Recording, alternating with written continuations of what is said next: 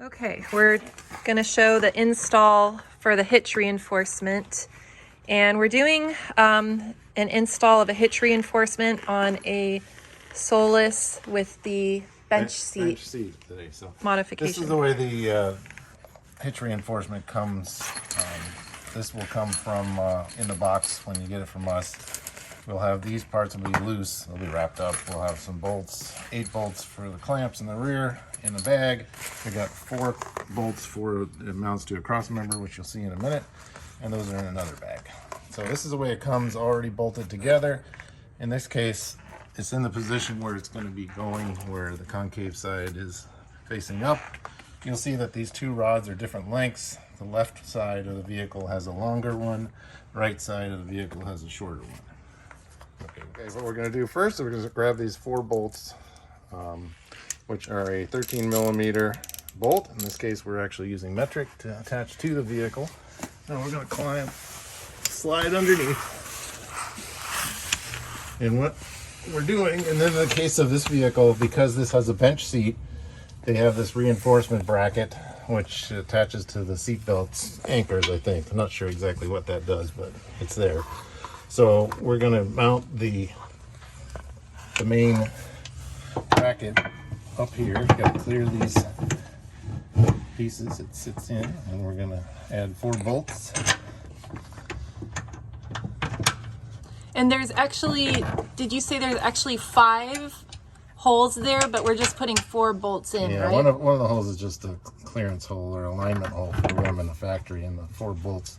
This location actually is where the stock spare tire normally mounts.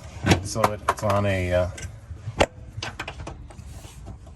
little pulley system. So when you actually want to drop your spare tire down, it fits in this real area. But on the Solis, there's a battery here, so they use that area to do to mount the battery, so you can't have a spare tire. And we'll get them snugged up a little bit. What are you using here to tighten the bolts? What kind of? Oh, this is just a regular 3/8 ratchet with a 14 millimeter socket. Okay, down to the last bolt. There's a lot of them to tighten up here. It's good exercise. Okay, there's the last one. We'll switch to a torque wrench. All right, we got our torque wrench set to 28 foot-pounds, so we're going to put these diagonally.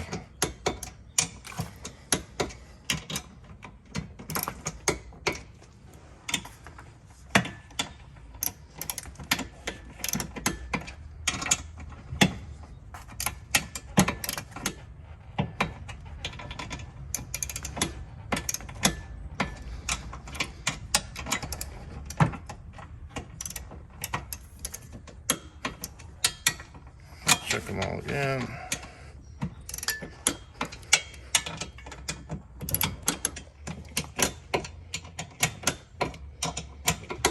Okay, got that done. Yes. Okay, then our last step is we're going to preload the rods. So like we said, this is a left-hand thread and we want these to get longer. So we're going to rotate from the backside view. We're going to rotate it, in this case, the bottom towards there. We're going to get a little preload on both sides. So it's actually extending the length of the rod a little bit. Now how much you do is... So when you turn it counterclockwise, it lengthens it? Yeah, it lengthens it. So okay. We got a left-hand thread here, and we got a right-hand thread up there. Okay. Right hand, left hand.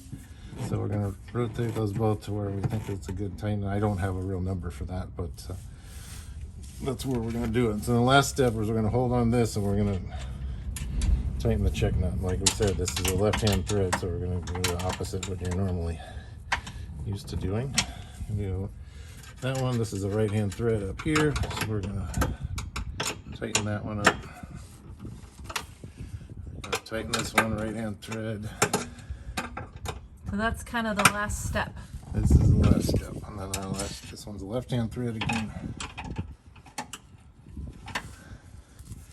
So all 4 points. All 4 points are now cinched down.